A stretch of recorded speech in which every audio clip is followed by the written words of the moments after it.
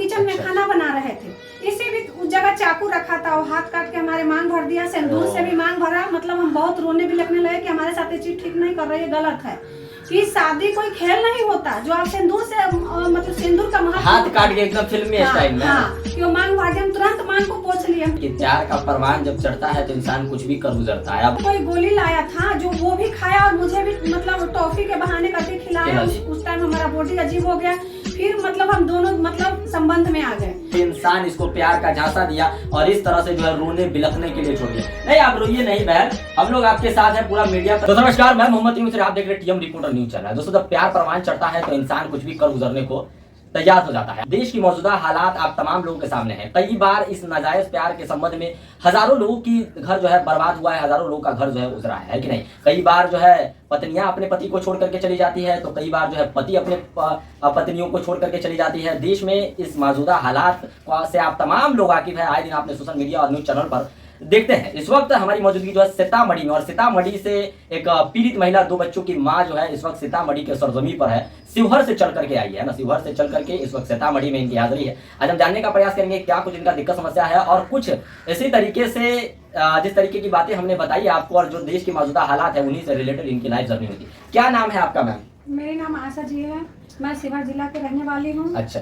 और मेरा यही मतलब है कि मैं दिल्ली में रहती थी अपने पति के साथ। अच्छा। 2001 इन दिनों सोशल मीडिया पर आपकी वीडियो बड़ी ही तेजी से वायरल हो रही है और ये बड़ा ही संगीन मामला है कि इस तरह से आपके पति के बाद आपने देवर से शादी किया, लेकिन देवर ने भी इस तरह से जो है आपके साथ धोखाधड़ी किया। और आए दिन देश में बहनों और बेटियों के साथ इस तरह के मामला आते जा रहे हैं, है ना। तो आपके साथ जो मामला है उसको आप बेझिझक बताइए, एक एक पॉइंट खोल करके रखिए ताकि देश की आम आवाम जनता सुने इस बात को।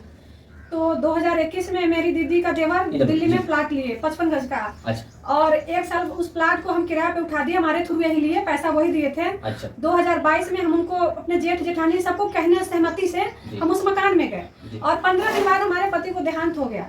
इसी बीच 13वीं में हमारे मम्मी भैया और मेरे बहन का देवर गए, वहाँ 13वीं हुआ। उसके बाद मतलब उनको हमारे पति दिल में मतलब क्या हुआ नहीं हुआ वो तो वही जाने। वो कहने लगे कि हम तुमको चाहते हैं, तुम्हारा दुख दर्द हम नहीं देख सकते हैं, तुम्हारे बच्चे को हम तुम्हारा हाथ थामना चाहते हैं, तुमसे प्यार सामने से वही कहा, आपकी तरफ से कोई वही अप्रोच किया? हाँ वही किया, हमारे तरफ से ऐसा कोई ना था क्योंकि हम तो बहुत पीड़ित थे उस टाइम, हमारे पति का ध्यान टूट चुके थे। फिर 13वीं के बाद हम दिल्ली से बिहार आए, मम्मी लेकर आए।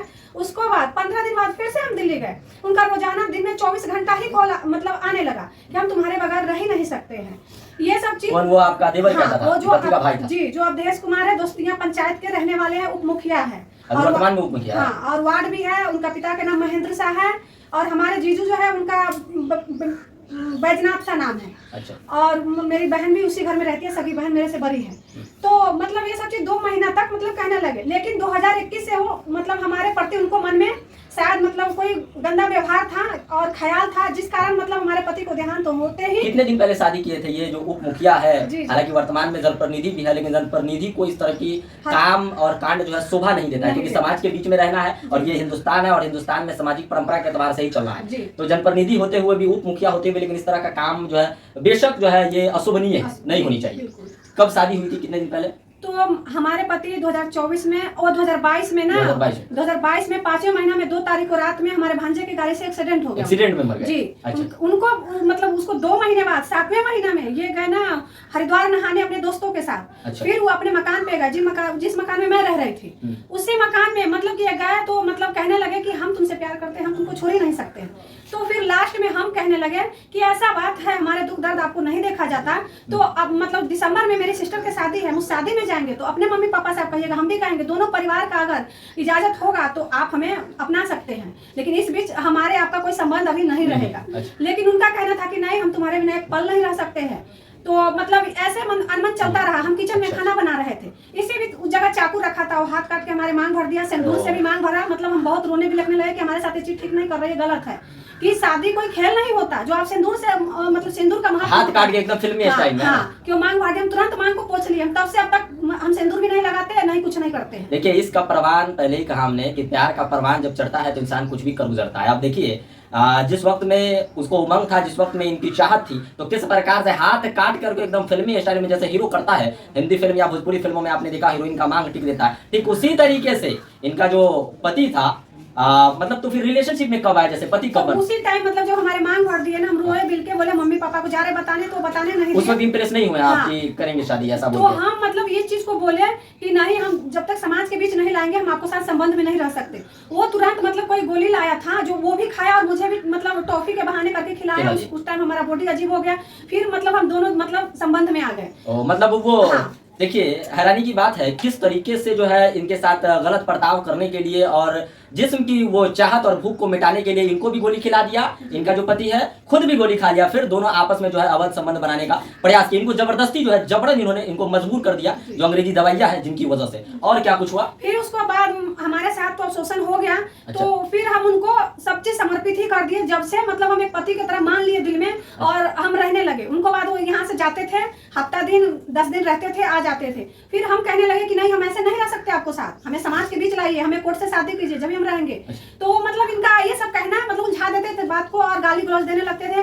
और इसी दौरान मतलब दिसंबर तक एक गुंजन नाम की जो लड़की है, दोस्तियां पंचायत की ही है, जो हमारे कास्ट की नहीं है, वो सुनार कास्ट की लड़की है, मतलब उन्हीं से उनका अफेयर चलने लगा।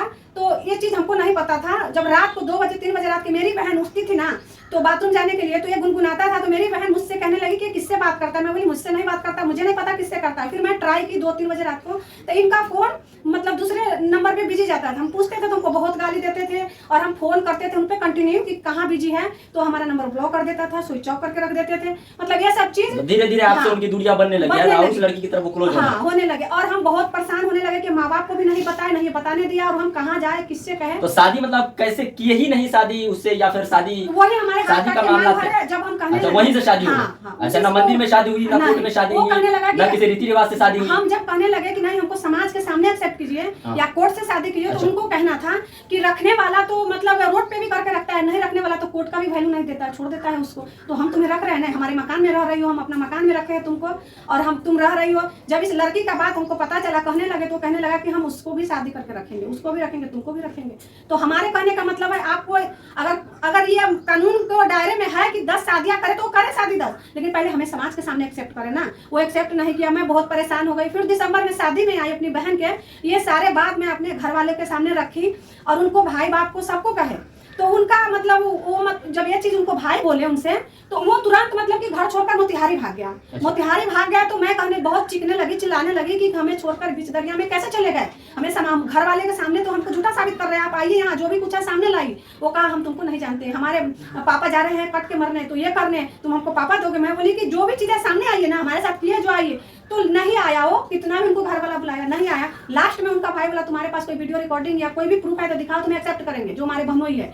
तो वो मतलब हमारे पास उस टाइम कुछ नहीं था, जो कि हमारे दूसरा फोन था, तो हम इनको विश्वास पे थे, हम नहीं कोई रिकॉर्डिंग किए थे, नहीं कोई मतलब फुटेज था। जब मांग भरे तो उस टाइम का 2-3 फोटो था, तो वो फोटो मतलब ये हमसे प्यार से हमारे फोन को लेकर डिलीट कर दिए थे। लेकिन उस टाइम हमारे पास कोई प्रूफ नहीं था। सबको कहना था कि जब प्रूफ नहीं है तो तुम यहाँ से जाओ, तुम झूठा साबित हो गई, तुम जाओ यहाँ से। हम रोते भी लगते अपने बच्चे के साथ चले गए, इनका नंबर ब्लॉक कर दिए, लेकिन ये लड़का तभी भी नहीं माना, फिर से पलट कर हमारे जीवन में गया। जब इनको मन में छल था, जब दगाबाजी था, तो जब सबको सामने मुकर गया था, तो फिर क्यों गया दोबारा हमारे जीवन को नष्ट। अभी 2 बच्चे कहाँ हैं आपके? जो हम दोनों बच्चे के दिल्ली में ही छोड़ के आए हमारे। आप दिल्ली में चले गए? हम दिल्ली में ही रहते हैं 2011 से। अच्छा। पहले पति के साथ रहते थे, पति के जाने के बाद देवर से शादी हुई। हाँ, ये हमको जबरदस्ती की है। तो शिवहर का क्या मामला है? जैसे शिवहर आप घर बताते हैं, तो वहाँ किस तरह का घर है? नहीं है क्या है? नहीं, हमारे शिवहर जिला में ही मैका है। लेकिन इस घटना के बाद हमारे मम्मी पापा जब से 2022 से आज तक हमसे कोई बात नहीं की है, कोई नाता रिश्ता नहीं रखे। हम 2022 के आया है, हम अभी आए हैं। जब 2024 तक ये सब चलता रहा, मतलब झगड़ा लड़ाई जो चीज, तो फिर हम जाकर 2024 में गए मकान बेचने, 19 गज का प्लाट मतलब बेच दिए उसमें से, 24 गज में से। तो ये गए ना, तो उस टाइम हमारे गली मोहल्ला वाले इनको पिताजी से और इनसे कहे कि ये भी किसी की बेटी बहन है, इसका भी इज्जत है, 2-2 बच्चे हैं, बच्चे बराबर कहा है कि इनको इज्जत दिया जाए, ताकि ये इज्जत से जिए। इनको मोहल्ला वाले किसी से नोक-झोंक होता है तो टॉर्चर करता है।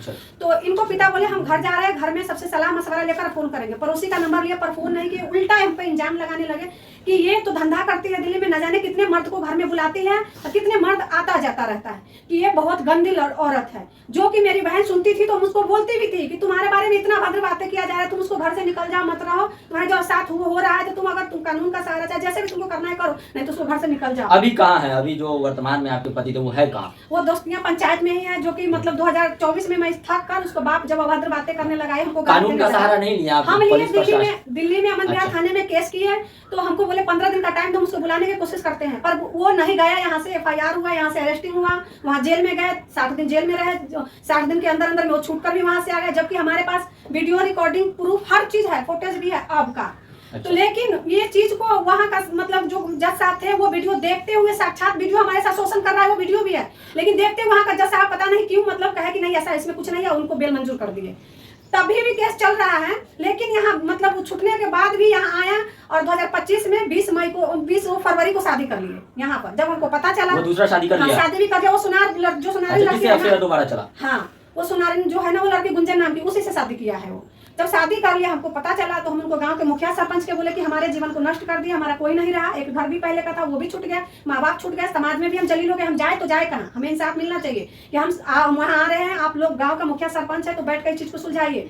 बोले ठीक है, शादी तो कर ही लिया, बाकी हम उन सबको बुलाकर मतलब कहने की कोशिश करते हैं कि वो लड़की यहाँ आना चाह रही है और बैठ कर सुलझाना चाह रही है। मुखिया सरपंच उनको कहा गया, उनको माता पिता को, भाई को, भाभी को, तो सबने कहा कि हम सामाजिक स्तर पर हम कोई चीज को सुलझाना नहीं चाह रहे हैं कि वो लड़की गलत है, धंधा करती है और हमारा मकान हत्याना चाह रही है, इसलिए आरोप लगा रही है। हम उसको साथ कुछ भी नहीं किए हैं। तो मतलब मुखिया सरपंच बोले कि देखो हमारे बात को नहीं मान रहा है, हम समाज को नहीं जानते, हमारा कोर्ट में केस चल रहा है, हम कोर्ट से फरियाएंगे। तभी भी हम हिम्मत बांध के हमको मारने का भी धमकी दिया, 2 बार दिल्ली में हमला भी करवाया, फिर भी मैं अपने जान पे खेल के अवधेश कुमार, फिर भी मैं जान पे खेल के यहाँ पर आई, क्योंकि मैं उन पर अपना इज्जत लुटा दी हूँ, क्योंकि हमारा इज्जत लुटा है। अंत में हम हार था कि उनको अपना पति माने, अपना जीवन समर्पित कर दिए ताकि हम 2 पल सुकून से बिता पाए, लेकिन हमारा जीवन पूरी तरह से नष्ट कर दिया। क्या सीतामढ़ी के बहुत ऐसे लोग आपको देख पा रहे हैं, गुहार लगाते हैं पुलिस? मैं उनसे यही विनती करती हूँ कि मैं भी इसी शहर की बेटी हूँ और मैं दिल्ली से चल के आई हूँ, हमारे पास कोई नहीं है, नहीं माता पिता है। अच्छा, भावुक नहीं है? बेशक देखिए, नहीं भाई बहन कोई नहीं है, उस घर में मेरी सिस्टर रहती है पर वो भी मेरे साथ नहीं है। मैं बहुत मजबूर हो गई हूँ। मैं 1 महीना मैं सीतामढ़ी के वर्तमान पुलिस अधीक्षक अमित रंजन जी से ये दरख्वास्त करना चाहूंगा कि इस बहन की जांच होनी चाहिए और जो दोषी है उसे कड़ी से कड़ी सजा मिलनी चाहिए और इनको जो है न्याय मिलना चाहिए, क्योंकि आप देख सकते हैं किस प्रकार से कोई इंसान इसको प्यार का झांसा दिया और इस तरह से जो है रोने बिलखने के लिए छोड़ दिया। नहीं, आप रोइए नहीं बहन, हम लोग आपके साथ है, पूरा मीडिया परिवार आपके साथ है, देश की शासन आपके साथ है, प्रशासन आपके साथ है, यकीनन आपको न्याय मिलेगा। देखिए, मैं यही चाहती हूँ यहाँ के देशवासी सारे लोग से, कानून से, DSP से या SP साहब से, चाहे जो भी यहाँ का अधिकारी है उन सब से यही निवेदन करती हूँ कि हमें हमारा हक अधिकार दिलाया जाए, सम्मान दिलाया जाए, ताकि मैं सम्मान से जीव पाके। मैं उनको धन संपत्ति से हमें कोई लालच नहीं है। बस ये आशा कुमारी जो बहन है बस सम्मान और इज्जत के साथ ही सामाजिक परंपरा के एतबार से समाज में जीना चाहती है, अपने पति के साथ घर बसाना चाहती है, लेकिन पति के गंदी करतूत और हरकत होने की वजह से उन्होंने दूसरी शादी कर ली और इसको सड़कों पर भटकने के लिए दर दर ठोकरें खाने के लिए छोड़ दिया। इनके हम तमाम जो है सीतामढ़ी के आले दर्जा के अधिकारियों से दरख्वास्त करना चाहेंगे, सर कड़ी से कड़ी सजा दोषियों को मिलना चाहिए और जांच होनी चाहिए और ये बहन के हक में बेहतर से बेहतर फैसला होना चाहिए। वीडियो देखने के लिए